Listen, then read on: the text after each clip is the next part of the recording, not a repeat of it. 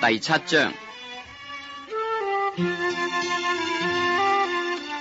你們不要論斷人，免得你們被論斷，因為你們怎樣論斷人，也必怎樣被論斷。你們用什麼量器量給人，也必用什麼量器量給你們。為什麼看見你弟兄眼中有刺，卻不想自己眼中有梁木呢？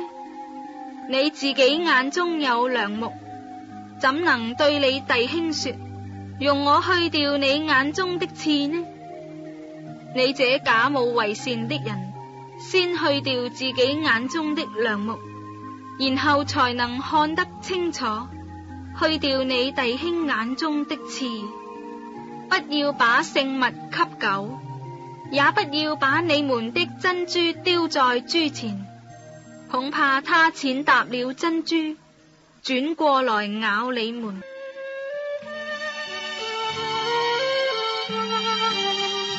你們祈求，就給你們；尋找，就尋見；叩門，就給你們開門。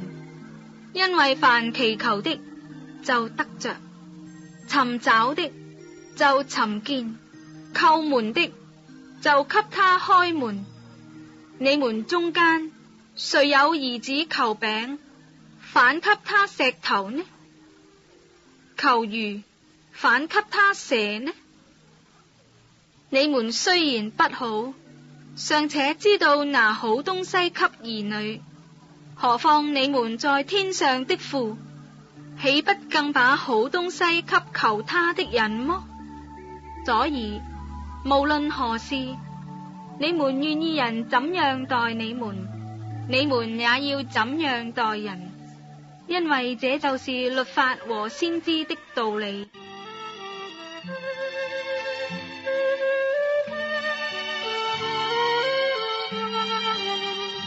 你們要進窄門，因為引到滅亡，那門是寬的，路是大的，進去的人也多；引到永生，那門是窄的，路是小的，找着的人也少。你們要防備假先知，他們到你們這裏來，外面披着羊皮，裏面卻是殘暴的狼。憑着他們的果子，就可以認出他們來。荊棘上豈能摘葡萄呢？蒺藜裏豈能摘無花果呢？這樣，凡好樹都結好果子，唯獨壞樹結壞果子。好樹不能結壞果子，壞樹不能結好果子。凡不結好果子的樹，就砍下來，丟在火裏。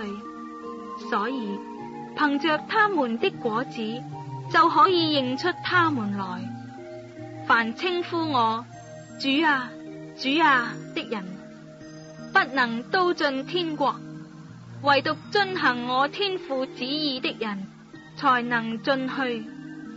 當那日，必有許多人對我說，主啊，主啊，我們不是奉你的名傳道，奉你的名趕鬼，奉你的名行許多異能麼？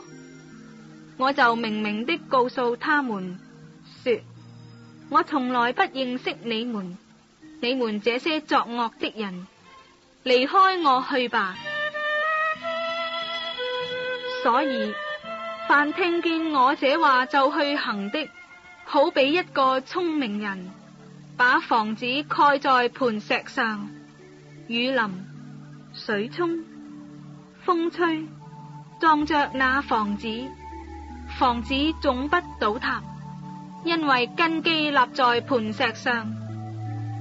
凡聽見我這話不去行的，好比一個無知的人，把房子蓋在沙土上，雨淋、水沖、風吹，撞着那房子，房子就倒塌了，並且倒塌得很大。耶穌講完了這些話，眾人都稀奇他的教訓，因為他教訓他們，正像有權柄的人，不像他們的文士。